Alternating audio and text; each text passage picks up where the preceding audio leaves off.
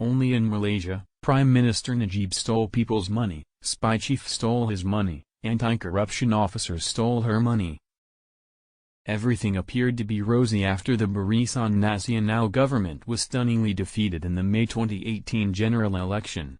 For the first time in 61 years since independence in 1957, the extremely corrupt coalition had lost power. Prime Minister Najib Razak, plagued with 1MDB scandal, could not believe the results as his advisors and surveys said he would win. Momentarily, there was fear that Najib would resort to emergency rule, refusing to concede defeat. Mahathir Mohamad, the 92-year-old former premier who ended the ruling coalition's 6th decade in power, told news media that he cannot seek an audience with the king without an official election announcement, which the corrupted election commission was ordered to delay indefinitely. The despicable Najib, in his attempt to cling to power, had offered $6 million (RM 20 million) to opposition candidates willing to switch sides. At the same time, Najib had tried to swing Warzan, a local party of Sabah that won 8 parliament seats. There were also reports that the king and Malay rulers, who were notoriously anti-Mahathir, was refusing to swear him in. It would take hours for the palace, after interviewing all leaders of the opposition parties, to finally agree to swear Mahathir into office, the oldest leader in the world. The Pakistan Harapan government was formed with a majority of 122 seats out of 222. The election commission's delay tactic to facilitate Najib's desperate attempt to bribe opposition candidates failed spectacularly. With Mahathir in power, all eyes were on Najib, who was expected to face corruption and money laundering charges for his role in 1MDB scandal, where $681 million (RM 2.6 billion) was discovered in his personal bank account. Najib's wife, Rosmah Mansur, known as the Imelda Marcos of Malaysia, has long been suspected of using stolen money to fund her jewelry spree. The U.S. DOJ investigation results says that over $4.5 billion was misappropriated from the 1MDB fund, with some of the money used to finance Hollywood films, and buy hotels, private jet, luxury equanimity super yacht, Picasso paintings, jewelry and real estate. Najib has claimed money found in his private bank was donation from Saudi Arabia royal family, a claim that could not be fully proven. A leaked flight schedule sparked speculation that Najib and Rosmah were trying to flee the country on May 12, 2018, 4 days after they lost power.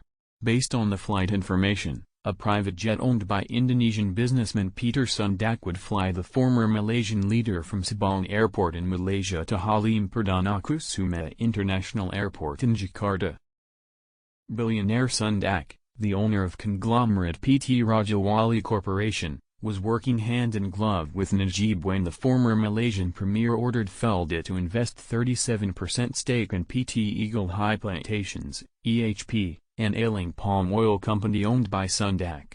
The forced investment of $505 million (RM 2.3 billion) was inflated by more than 300% when the stake was worth only $114 million. Najib and Rosmah had to abort their mission after hundreds of angry people scrambled to the airport to stop them from fleeing the country. Denying that they were trying to run away to Indonesia, Najib claimed his family just wanted to take a short holiday. However, Prime Minister Mahathir gave the orders to the immigration to blacklist him from leaving Malaysia. On the night of May 17, 2018, police raided 3 luxury pavilion residences condominiums in Kuala Lumpur owned by Najib Razak's children. Besides RM 117 million cash and RM 1 billion worth of 12,000 pieces of jewelry, an eye-popping 567 handbags consisted of luxury handbags from 37 different designers, including Chanel, Prada, Hermes and ultra-luxury Bijan, were confiscated. Less than 2 months later, Najib was finally charged on July 3, 2018 with multiple counts of criminal breach of trust, CBT, and corruption for graft involving transfer of RM 42 million from SRC International SDN-BHD, a subsidiary of 1MDB, to his personal bank account. He was arrested at his residence in Jalan Lenggok Duta and had spent the night at the Malaysian Anti-Corruption Commission (MACC) detention facility. The next month, August 2018, Najib's spy chief, Hassana Abdul Hamid, was arrested and charged for helping herself to election funds from the Prime Minister's office, PMO. The former Director General of the Malaysian External Intelligence Organization, MEIO, along with 6 of her officers, had stolen $12.1 million (RM 50.4 million), while transporting the election funds. The disgraced 62-year-old intelligence chief, who siphoned the money between April 30, 2018, and May 9, 2018, had instructed her boys from the research division of the Prime Minister's department to purchase 6 luxury watches. The Najib's bond girl also made payments to third parties and transported the remaining monies out without handing them over to the division nor the government. May 9, 2018 was the day after Najib stunningly lost the election. As chaos erupted after Barisan Nasional was defeated, 17 security personnel were also helping themselves to some RM 3.5 million cash in the Prime Minister's office. Apparently, Najib's office was loaded with tons of cash and his defeat had prompted former spy chief Hassana to steal the money from his boss. Hassana was previously exposed to have had committed the highest degree of treasonous and treacherous act when she wrote to invite a foreign power to interfere in the sovereignty of Malaysia. Her letter dated May 4, sent just days before the May 8 general election, was addressed to CIA Director Gina Sherry Haspel soliciting for the spy agency's help to maintain Najib Razak as Prime Minister. Unfortunately, the democratically elected Pakatan Harapan government collapsed in March 2020, some 22 months after the historic May 2018 general election. Bersatu President Muhyiddin Yassin, together with PKR Deputy President Azmin Ali, betrayed their own government when they conspired and plotted with defeated UMNO and PA extremists to form a backdoor government.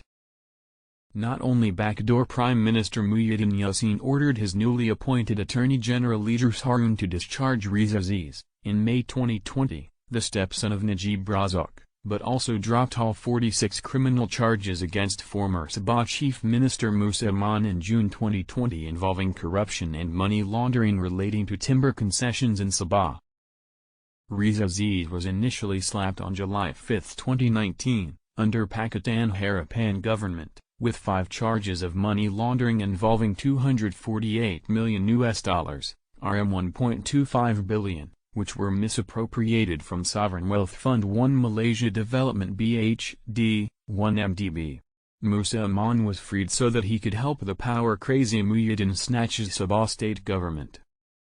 On June 28, 2020, Najib, who walked the corridors of power from 2009 to 2018, was sentenced to 12 years in prison for abuse of power, and 10 years in jail for each of 6 counts of money laundering and breach of trust, CBT.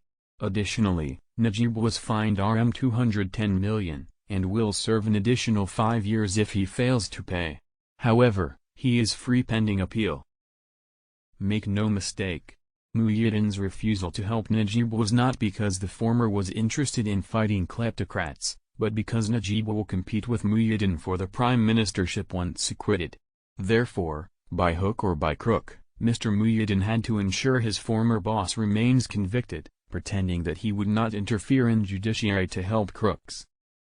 Interestingly, some RM 114 million cash confiscated during a dramatic raid at Pavilion Residences condominiums in 2018 have been returned to Najib Razak in August 2021. Muhyiddin regime, in a strange move, decided not to appeal the High Court's decision. Clearly, the prosecution under AG Idrus Harun had deliberately screwed the case to help UMNO.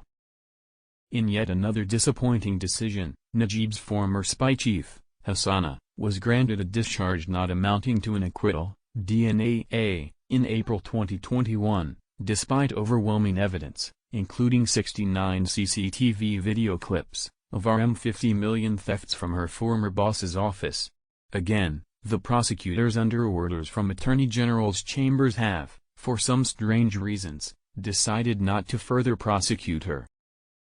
But in the land of crooks and pirates, The story did not end there.